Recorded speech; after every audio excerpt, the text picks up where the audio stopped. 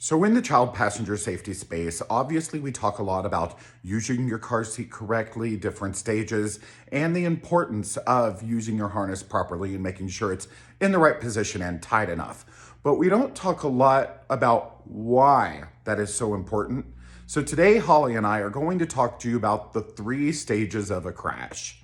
T is for 3 stages of a crash.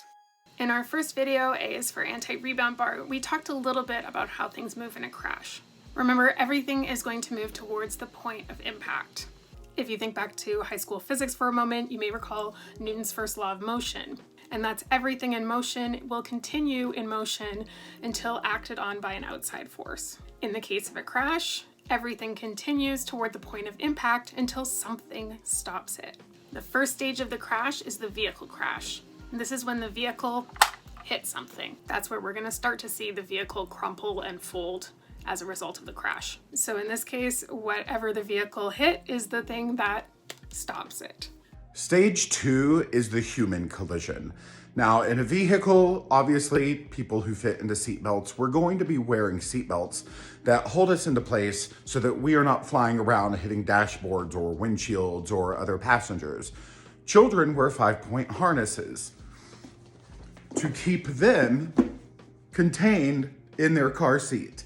And you also want this harness properly tightened because that human collision is the child hitting the harness itself. Just like we would be held in place by that seatbelt, the child hitting that harness is going to be that human collision. When your child is in a 5-point harness in a car seat, it's very, very important that not only is the harness tightened properly and in the correct position, but you also want to make sure that there are no creases or twists in the harness, because that 5-point harness is designed to distribute those crash forces over the strongest parts of your child's body.